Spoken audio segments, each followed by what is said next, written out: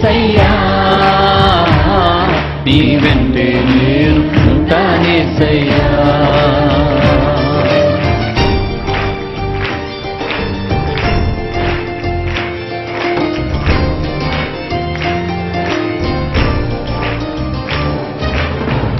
ఆకాశమందు నీవు నాకుండగా ఈ లోకంలో ఉన్నదేది నాకు అక్కర్లేదని భక్తుడి ప్రభుని ఆరాధించిన రీతిగా ఆరాధన చేద్దాం. ఆస్తులన్నీ పోయినా అనాథగా మిగిలినా, ఆస్తులే విడనాడినా ఆరోగ్యం క్షీణించినా. అందరూ కలిసి పాడండి బిగ్గరగా.